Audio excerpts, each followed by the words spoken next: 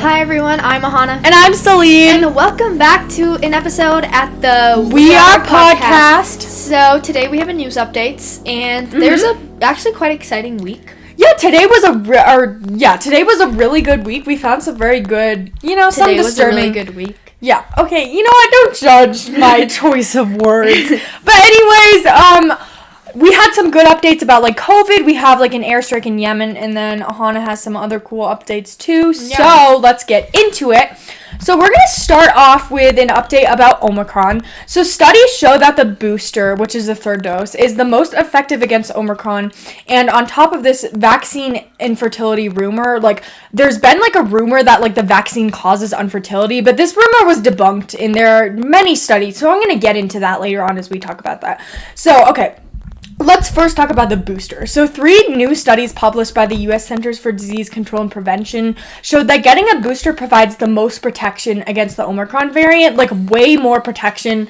You get so much more protection from 3 doses than you would from 2. Explain to us a little bit, background about the vaccine and booster. Yeah. Let's talk about that. Hold on. 1 second, though. So, let's talk about Omicron for a little bit. So, Omicron actually now accounts for 99% of U.S. COVID cases, which is, quite a bit. So, this is making people consider whether, people with just 2 doses should be even considered fully vaccinated, or whether 3 doses should be the new fully vaccinated. Dr. William Schaffner actually said, quote, "I think we have to redefine fully vaccinated as 3 doses." So people are starting to kind of think that, getting the booster means you're fully vaccinated, and 2 doses is only partly vaccinated now. So, yeah. So during the period of December and January, getting boosted was 90% effective in preventing hospitalization of Omicron, whereas getting only 2 doses was 57% effective when it was at least 6 months past the second shot. So as you can see, the getting boosted is over 30% more effective for preventing hospitalizations than just getting 2 doses. And then also on top of this, getting boosted was 82% effective in preventing visits to the ER, while getting 2 shots was only 38% effective in preventing visits to the ER when it had been 6 months past the second shot. So let's talk about kind of why the booster, why that's even a thing. So basically, after you get your first 2 doses, it kind of, the immunity you get from those doses wears off over time, which as we see with the studies, after it's been 6 months after you get your second dose, your immunity is wearing off, so you have a higher chance of getting hospitalized or going to the ER or getting worse symptoms, whereas the booster is basically a third dose, so it's locking it in. So after that immunity is starting to fade, it's kind of giving it back to you, basically. Yeah. So, and it's a little, it's a kind of more updated to newer variants as well. Yeah. So it was made for the Delta, but that also helps against Omicron because they're kind of similar. It's very effective against Omicron. Schaffner, who I just talked about before, also said, quote, "I think it's the third dose that really gives you the very best protection." Among those who are boosted, there are 149 cases per 100,000 people on average per week, and then for those with only 2 doses, it was 255 cases per 100,000 people. So as you can see, there is a large difference between 2 doses. Obviously 2 doses is better than none, but getting boosted is the best protection, I would say, that you can get. So definitely. So then, a third study published in the medical journal JAMA, or JAMA? I don't know, showed that having a booster helped prevent people from becoming ill with Omicron. So, getting it in the first place, not only does it help the symptoms, but it helps you from getting it in the first place. The study showed that over 13,000 U.S. Omicron cases found that the odds of developing a symptomatic infection were 66% lower for people who were boosted. That's a pretty big... because even if you do have Omicron, at least you're not suffering it's preventative, while it's also helps you if you were to contract the virus at the same time, so it's good. So and all the studies obviously show that people who are unvaccinated were at the most risk for developing COVID-19. And actually, in our country, less than half of those eligible to receive booster shots have gotten one, and only about a quarter of the total U.S. population is fully vaccinated and boosted, according to CDC data. Nearly 20% of the U.S. population eligible to be vaccinated have not received any dose of the COVID-19 vaccine. So let's talk about kind of one of the main rumors circulating with the COVID vaccine that's causing a lot of people to not want to get it. So, some people are so hesitant to get vaccinated because they're scared that getting the vaccine will, make them infertile, because it's like this rumor going around. And actually, a study conducted by the Kaiser Family Foundation revealed that 66% of parents, which is over the majority of them, of 5 to 11-year-olds, worried that getting the vaccine would affect their children's fertility rate later in life. So as you can see, a lot of parents are really worried about that. So the American College of Obstetricians and Gynecologists, which represents the doctors who treat pregnant women, deliver babies, and treat infertility and help women prepare for pregnancy, they said, quote, leading medical organizations have repeatedly affirmed that the COVID-19 vaccines have no impact on infertility, and it does not cause infertility. So let's talk about kind of how the rumor started and, like, yeah. Let's talk about that. I think it's actually been proven for, like, a really long time, but now it's, like, official. Yeah, because it's, like... Yeah. Okay, so basically in December, a German doctor and epidemiologist, why can't I pronounce that word? Epidemiologist. Yeah. Epidemiologist. Epidemiologist, because I was going to say logist. Okay. He was skeptical about vaccines, so he partnered with a former Pfizer employee to ask the European Medicines Agency to delay the study in approval of the Pfizer vaccine. So basically, they were very hesitant about the vaccine, and they said they were concerned about a protein called Synctin-1, which basically it shares similar genetic instructions with part of the spike of the new coronavirus. So this same protein is an important part of the human placenta, which is like an organ that develops in your uterus during pregnancy, right? So they thought if the vaccine causes the body to produce antibodies against Synctin-1, if it's like in the vaccine, then they said it would cause the body to attack and reject the protein in the human placenta, which would make people infertile. But this is really wrong, because the coronavirus's spike protein, which they use in the vaccine, and the Synctin-1, which is apparently similar to the spike protein, they're not actually that similar. A scientist explained it by saying basically, like, it would be like two people having phone numbers that both contain the number 7. Like, they're very different, even though they share some slight similarities. They're not, like, the protein, like, the spike protein used in the vaccine isn't similar enough to Synctin-1 to actually make you infertile. Even Woodard, in his petition, writes, quote, there is no indication whether antibodies against spike proteins of SARS virus would act like anti-Synctin-1 antibodies. So basically, the protein used in the vaccines, it's not similar enough to Synctin-1 to cause infertility. Yeah. And actually, another scientist off it says, quote, first of all, that wasn't true. Those two proteins are very different. And then he talks about it. And then he also brought up a good point, which is, like, to consider that 70 million Americans have been affected by the virus, which is like 20% of the population. So if the infertility theory was true, basically, you'd expect that the body making antibodies against the natural infection would show up in fertility. So, like, statistics. So basically, like... Oh, that makes sense. You know what I'm saying? So, like, if you get infected, you'd have the same antibodies that you'd get from the vaccine. Right. So the people who would get infected would be infertile too, but they're not. Right. So he's basically saying, like, why are people thinking that if natural infection doesn't cause infertility, why would the vaccine cause infertility? Because we're using the same proteins as would be in natural infection to create antibodies with the vaccine. So, like, if you get COVID, you don't just become infertile. So why would that happen when you get the vaccine? Is basically because they're like the same. And then they had like a Pfizer trial, and many women were able to conceive during the trial. So that just directly proves that infertility is not caused by the vaccine. So I just kind of wanted to talk about that. Sorry, that was long, but yeah. It was a little. Okay. All right. I only have 4. So should we do Ukraine or Gabby Petito? I feel like we should do Gabby Petito. Yeah. All right. Gabby Petito. What do we do with Gabby? Okay. Sorry, that sounded wrong because she passed away. But I'm sorry. That sounded bad. But what I mean is that we talked about Gabby Petito for a very long time. We've been following her since September. Her story and Brian Laundrie.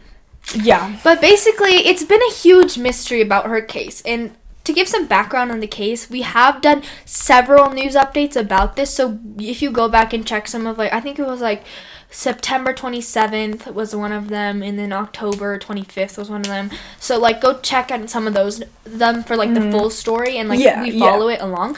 But basically, Gabby Petito was the fiance of Brian Laundrie, and they were, like, vacationing around the U.S. to go from, like, a cross-country sort of national park expedition expedition, if you will. And so they kind of just wanted to travel together and, like, see all the different, like, landmarks and stuff. So they were on the trip, and during the trip several times they actually had, like, encounters with police. There was an encounter where someone, like, reported, like, abusive seeming, like, people on the side of the street. Like, he saw, like, the man slapped her and stuff. So the police went and they, like, confronted them while they were still on their trip, before anything happened.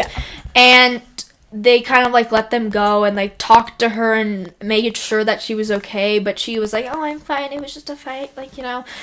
She seemed pretty, like, brainwashed almost by him. But on September I think that it was September, I literally put an exclamation mark instead of, it's September 1st. So on September 1st, Brian Laundrie returned to his Florida home with his parents without Petito. So people started, like, where's Gabby? Where did Gabby go? His fiance, the girl we were talking about. Where did she go? So the police were investigating her death, and they eventually found her later on I think it was September 19th, if I remember correctly. She was found on September 19th, and the coroner determined that she died from strangulation around, like, which is, like, being choked, around 3 to 4 weeks before being found on September 13th. So she actually died in August, meaning that since Laundrie came back on September 1st, he probably killed her. I mean, many people suspected that, and I think it's kind of valid. So, like, the police didn't have, like, enough evidence to actually do anything at the time. So while they were, like, suspecting him and while he was a person of interest, he was still, like, kind of free. Like, he wasn't arrested. They didn't have any means to arrest him or, like, a warrant or anything. So he went on a hike. And he said he was going to go to the Carlton Eco Reserve in Florida. So they searched it, and he didn't come back for days. They didn't know where he went. They searched it. It was, like, a huge thing. And eventually, they found his remains in a Carlton Reserve in Florida, and he was dead from a self-inflicted gunshot wound to his head, I believe. So he killed himself. Suspicious. So along with that, he had, like, a bag of things, including a notebook. And this notebook is the key to Gabby's death. So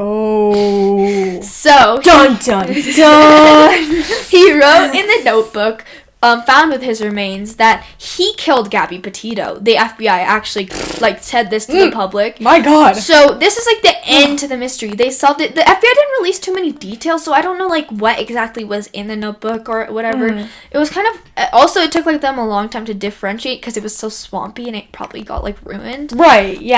So, and, you know, it's good that this case finally had closure. Obviously, like, her family must be devastated, but I think it is good to just have closure and just to know what did happen, and finally he can be held accountable, even though he's not alive to be held accountable. Like, it's still, you know what I'm saying? Like, so, like, in terms of, like, whether someone else was involved in her death, the FBI actually said, quote, law enforcement has been questioning Laundrie's parents, which is, like, the dude's parents, but the pair have not been charged with anything related to the case, so there's no evidence that he was, like, he had an accomplice or anything. So basically what we think just now is, like, he killed her because he's a psychopath.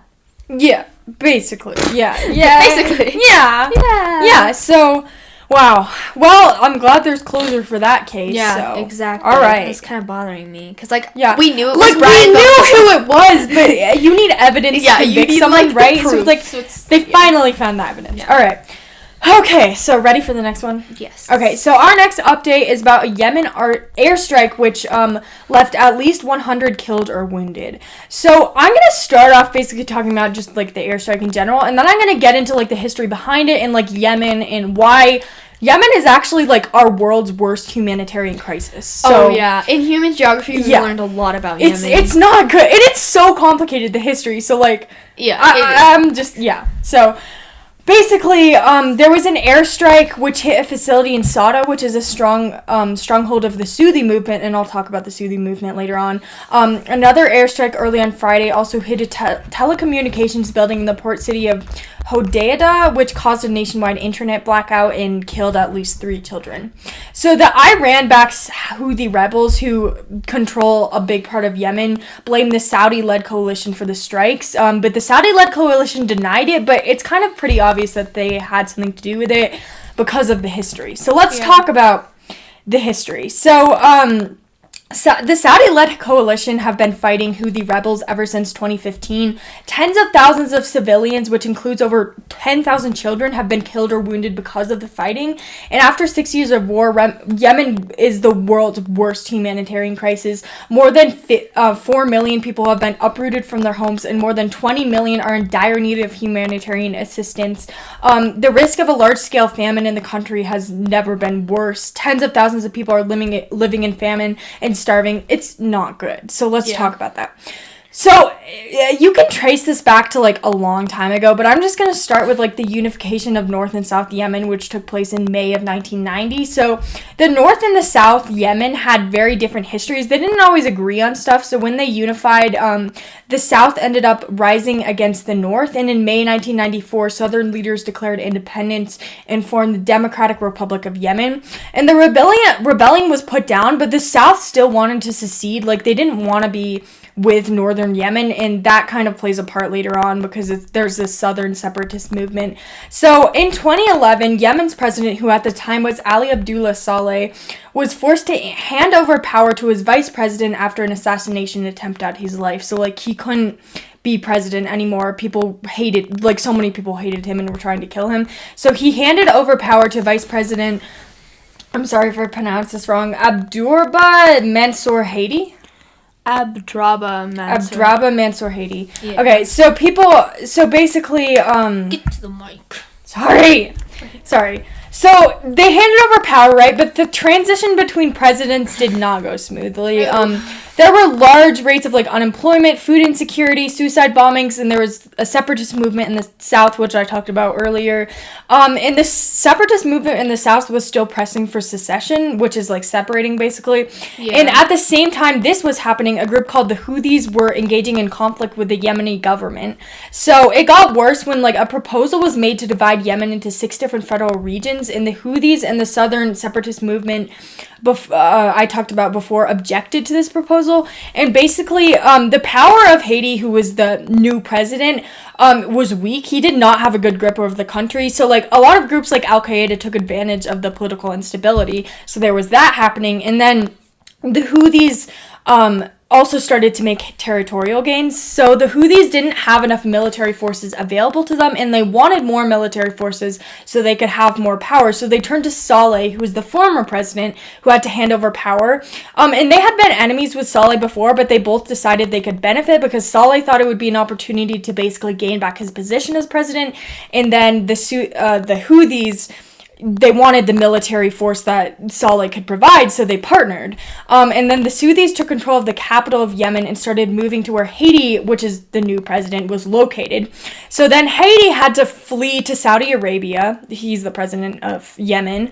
And Saudi Arabia basically partnered with Hadi for help, and they formed a coalition called the Saudi-led coalition, and they wanted to end the Houthi threat and put Hadi back as president. So the Saudi-led coalition, they started like making airstrikes, and they have been bombing Yemen since 2015 to get Hadi back on as president of Yemen and to stop the Houthi movement. So then former President Saleh, who was partnered with the Houthis, right, he offered to put an end to the fight with the Saudi-led coalition, and the Houthis saw this as treacherous, so they actually killed him. So what treacherous basically is like treason, betraying. Like betraying. Yeah, exactly. Yeah. Yeah. So the Saudi-led coalition partnered with the Southern Separatist movement, which I talked about way before, because they both wanted to eliminate the Houthi threat. But the alliance fell apart in 2017, which led to fighting between the Southern movement and the Saudi-led coalition. So there's Al-Qaeda, there's the Southern movement, there's Houthis, there's the Saudi-led coalition. They're all fighting. Like, everyone's fighting, and the country there's no, like, one group watching over it, right? So it's not in a good situation. And by 2018, the country had been at war for 3 years. So basically, that brings us back to this airstrike. They're still at war. They're in a humanitarian crisis, and the Saudi-led coalition was said to have basically led an airstrike on Yemen, and it's not good. Yeah, that's insane. Yeah. If that was a little confusing, because that was confusing. It was a little confusing. I'm sorry, that was confusing. Just a quick summary, basically. So there was an airstrike where 100 people died, and like the internet went out. Yeah. At Yemen, and Yemen is like a hub for terrorism. It's literally like a center of terrorism. ISIS is there. There's the Saudi-led coalition. There's Al-Qaeda. Yeah. What's the other one? Like Boko Haram, I think. Oh, isn't there one that starts with a D? Like, there is one that starts with a D, but I don't remember. Boko Haram was involved there. Like, all these terrorist groups are there. And they use it as, like, their station because it's so vulnerable, because their government's unstable, because the Houthis and the Saudi coalition are fighting over territory. They hate each other. They're enemies, and they both want power, so they're fighting. And the Houthis basically kicked out, like, the ex-president, and he went to the Saudi-led coalition, and they're trying to restore that ex-president to power by airstriking. Basically, using violence. That's how they want to restore him.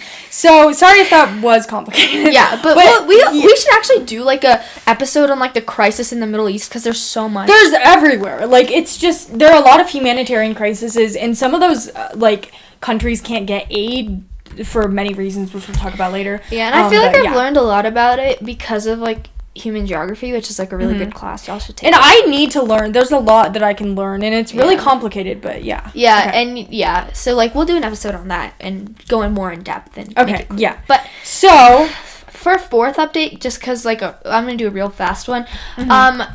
I was going to do Ukraine, but I feel like that's a little... That might be too, like, heavy, because we just had, like, a really long one. Okay, so I'm just going to go to something lighthearted to end it off. All right. So, the Jonas parent... The Jonas parent... So, Priyanka Chopra and really Nick Jonas... Nick Jonas is, like, a really famous, like...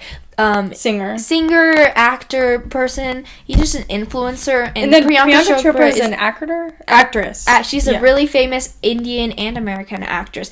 So they got married, and they actually recently, I think yesterday, on the 21st of January, welcomed their first child through a surrogate. So what is a surrogate? A surrogate, in fact, is when, basically what you do is, like, to make a baby, you need to have, like, the woman's egg cell and the male's sperm cell, right?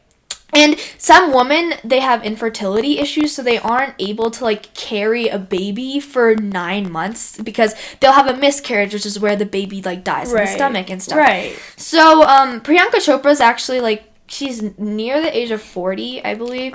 So she is getting to the place where it is harder for her to have a baby. And eventually, like, when you're 45, you go through this thing called menopause, which basically, like, you can't conceive a baby anymore. You can't have any kids. So I think it was probably due to that they did it through a surrogate, which is basically where they get the female's egg and the male's sperm, and they just put it in someone else so that they can carry the baby, because their womb is probably, like, more set to carry a baby than someone who is, like, premenopausal or, like, getting to that age where there could be difficulties. It can be dangerous too if you do have a baby. It could be dangerous. Too. So I mean, I think the general recommendation is not to have a baby above 35, because there could be, like, defects in the baby just due to, like, your age, like, limiting how well you are able to take care of the baby in the womb.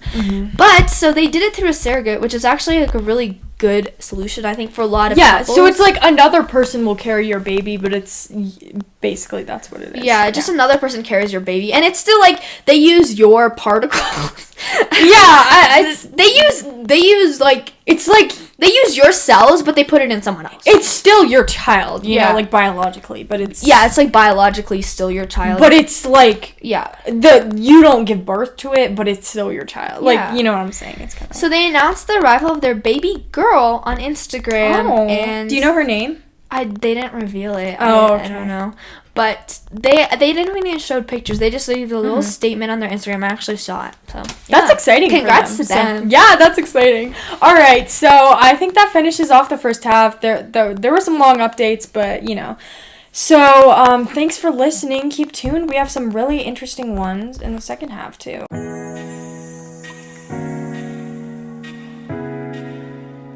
The break. Hello. All right, so we're starting off with another ethnic issue. Basically, so I feel like no one talks about this, but basically in the world, there's so many like ethnic conflicts. Like countries are at war all the time. Or just groups of people within countries are at war. It's like there's so everyone's at war. I feel like when you hear the term Civil War, you think of something that happened 200 years ago in the U.S. You think of the Civil War, the Revolutionary War, like the World War II or whatever. Yeah, like, basically. But there's so many like ethnic and like race and like territorial conflicts that are happening everywhere, and we do our best to like cover them in our news. And I would say like definitely, especially within the Middle East too, in that area, there are so many like definitely conflicts. So. And we're gonna do an episode. We should definitely do an episode. I feel like there's just so conflicts. much covered. Like the main ones, because we can't talk about everyone, because that would literally take like 3 years. Yeah, but we're still gonna do it anyway. So this one's specific to Ukraine and Russia, which has been all over the news. So as a little bit of history, there was this thing after the Nazi rule in World War II. There was this thing called USSR, which was like the United Soviet. I don't even know what it stands for, honestly. Something. But it's the Soviet Union, and the Soviet Union was like a thing in sort of like what's it called like. What's it called? Eastern Europe. Oh my god. It was Eastern Europe. I think it was started by like Russia, and basically it like combined a bunch of countries so that they like worked kind of in a confluence under the Soviet Union, and these were all communist countries. What's communism, Celine? So communism, it was like this system basically where like it's like everything is equal. It's like, so you know in America we have like capitalism, which would be like if you're a doctor you make this much, and if you're like a grocery like you work at Walmart or something, you would make less than like a doctor. Whereas communism is basically like so equal, and like property is equal and shared, and everything is like shared, and it's like a doctor would get paid as much as like it's basically like common ownership of like social classes, money, and like land and property and stuff. It's like so they're trying so hard to make it equal that it makes it unequal in the process. Yeah, because it's like it's equal, but it's unfair. You know? Yeah, exactly. Because being equal and fair are different things. Yeah, it's like there's more to communism, obviously, but that's just like that's the brief summary. There's like a lot more different principles and stuff. It's not just that, but basically they were like a big communist group. So eventually the USSR broke, which is the Soviet Union, and part of the USSR was Ukraine. And Ukraine like had a lot of like economic benefits, and they had a lot of things that would like make it really easy for them to be independent from the Soviet Union after so they could spread and they would be okay, basically. Not spread, but they could just be independent. Like not spread, what's the word? Separate. Yeah. But so what happened was when they separated, because it was such like a union for such a long time, there was a lot of like there was a Russian population inside of Ukraine. So after they became independent, the Russian population, the like minority in Ukraine, made like a fuss about it, and they were like, "We don't want Ukraine to become independent. Right? Like, they wanted them to still be part of the and union. So basically, what they did, Russia used this as an excuse to invade Ukraine and take a part called Crimea, which is like the place where the most Russians were clustered. Okay. So basically, they made. So, Crimea was like a part of Ukraine during the USSR, but when it ended, it stayed with Ukraine, and then they invaded it because the Russian minority was making a fuss. So, they just had a huge, like, territorial conflict, and Ukraine was really mad about that. The US was really mad about that, and everyone was kind of just like, Russia, what are you doing? And so it was very hard for Russia. Ukraine was actually one of the most painful losses for Moscow, which is the capital of Russia. And it was like the most populous former Soviet republic besides Russia. So they share a 1,200 foot or mile border. And they have been arguing over Crimea and just like territory for a very long time now, because after the USSR ended, like the territories were kind of sketchy. So, but now Putin, which is like the leader of the Communist Party, he's like the leader. Yeah, he's the leader of Russia. He's the leader of Russia. He is getting impatient, and so he put a bunch of nearly 100,000 troops near its border with Ukraine and is threatening to invade. So.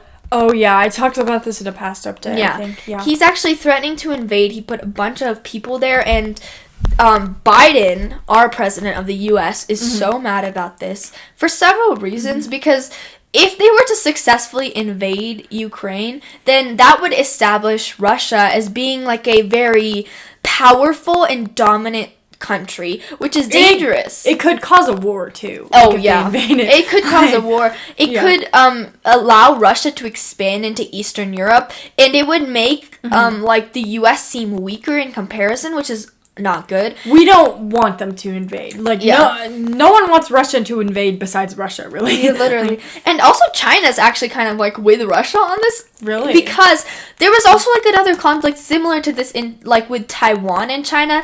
China kind of wants to gulp Taiwan, but Taiwan's kind of like, well. Oh, so China's like, well, you know, we've been in that position. In this case, Taiwan's like Ukraine and China's like Russia.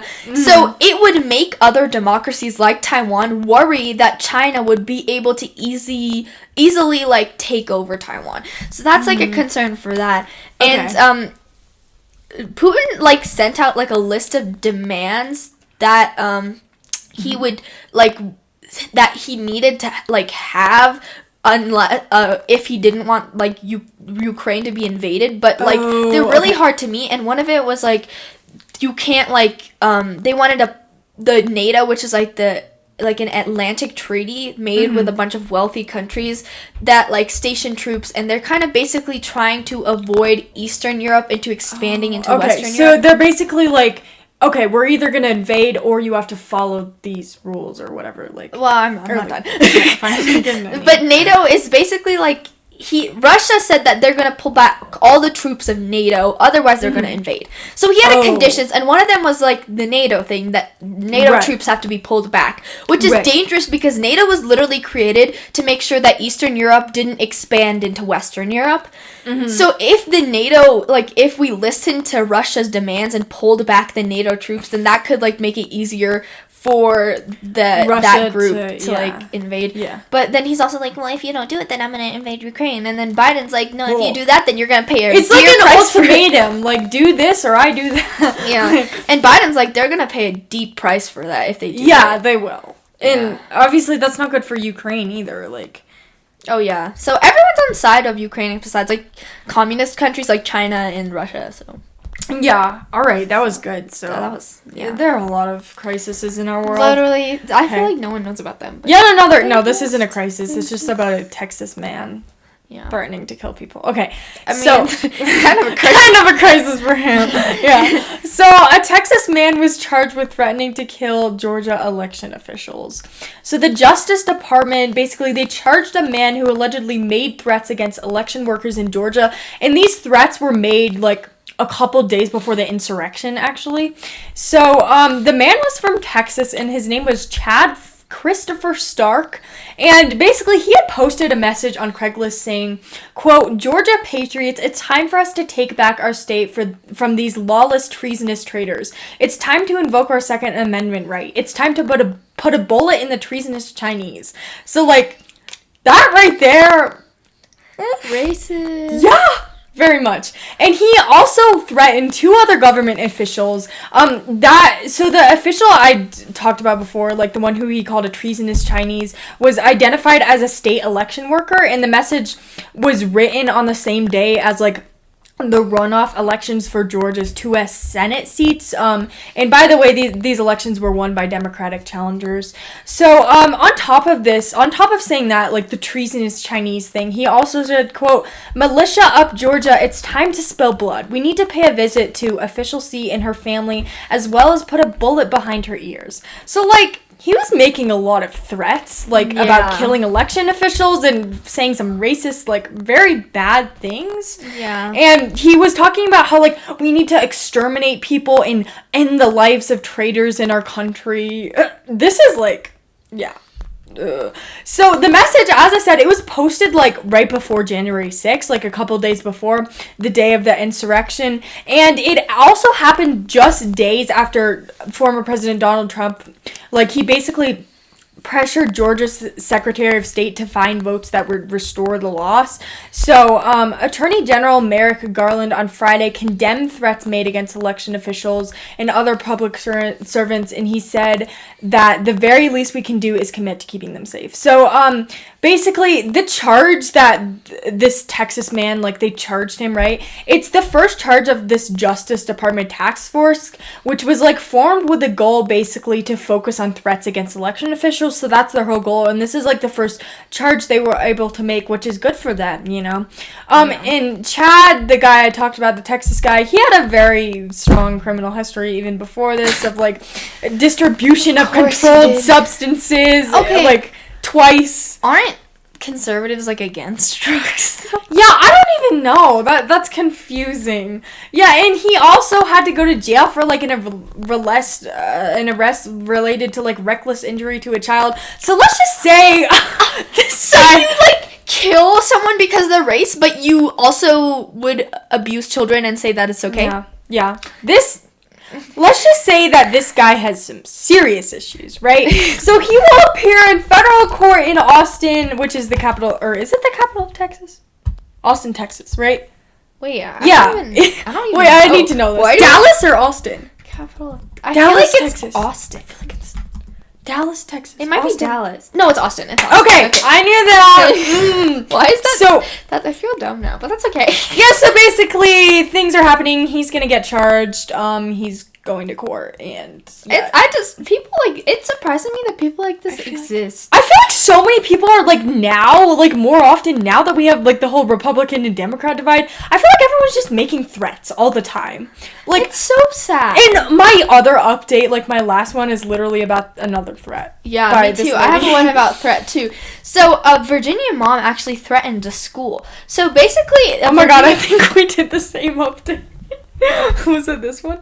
Oh my god, I had it first. Oh, you did? Okay. Yeah, I did all my updates.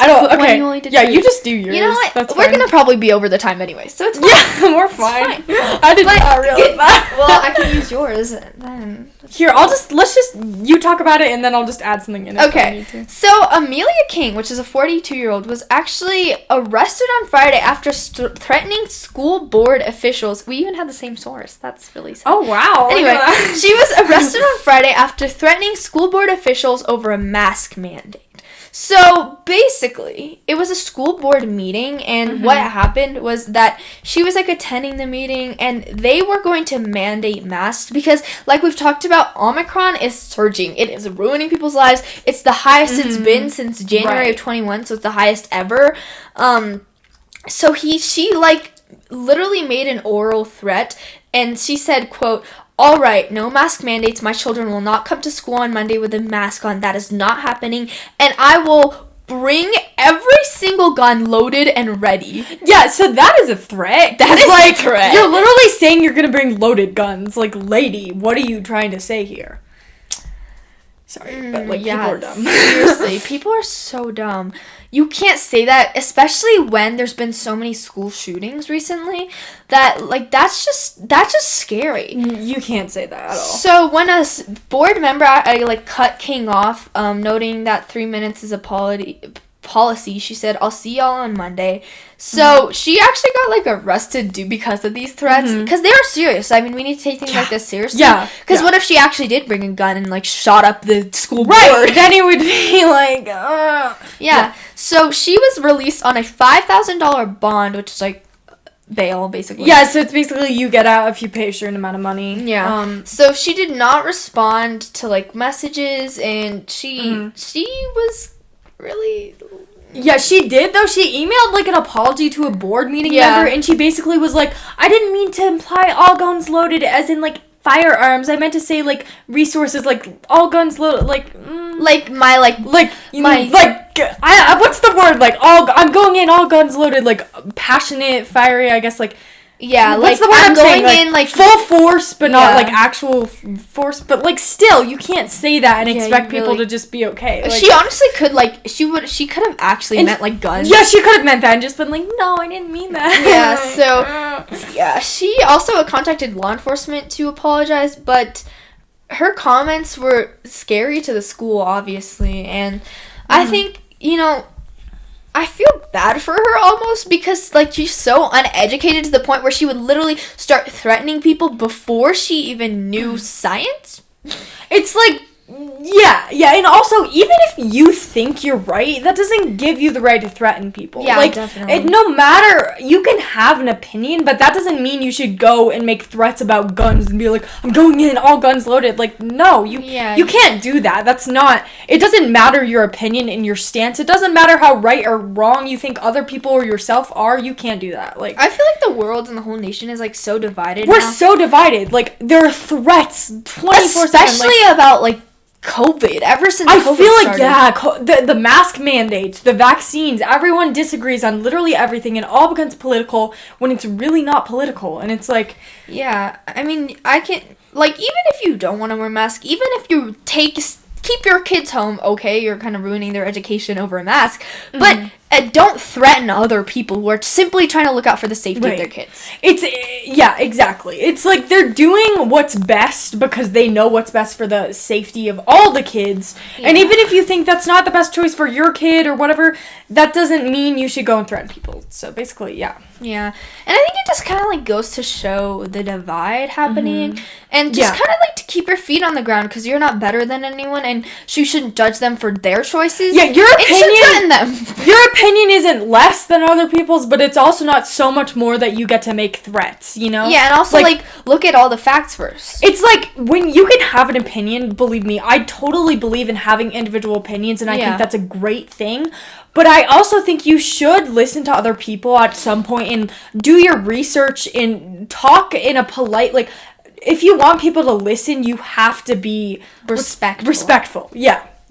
And like, I think it's important to have evidence and, you know, to have, like, backed up proof behind what you're saying. And if other person does and they're showing you all this stuff, it's kind of like, how can you, like, threaten them over it?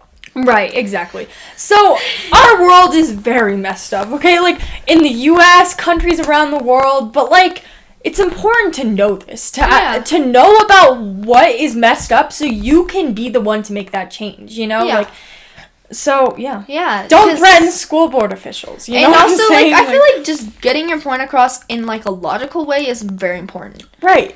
Yeah. And instead of threatening someone by saying you'll bring guns, just say that, like, just say your opinion in a calm and dignified manner. You don't need to go around saying, I'm going to shoot you. So, yeah, and if you, protest peacefully if that's what you need to do. Go out, make speeches, do what you need to do, but don't use violence, don't threaten people. And also make sure that you're open-minded as well, because this girl obviously wasn't. Right. She's like, my way or highway, you know? Yeah, it's like, listen to people, do research, look at other sources besides just yourself, because that is the best way to formulate opinions. Having a personal opinion, but then listening to other people, looking at reliable sources, and that's, Yeah, and just, like, open mind. Yeah, so thank you so much for listening. This was a pretty long one, so we apologize. It was good, though. But that was good. That was good. Some perspective, hopefully. Yeah, so I hope you learned something. All of our social media will be linked in our bio. Yeah, so follow us. Follow our podcast. Email us if you have any episode recommendations or DM us. And stay tuned. All right, bye. Okay. That was not bad. We need to stop talking over it.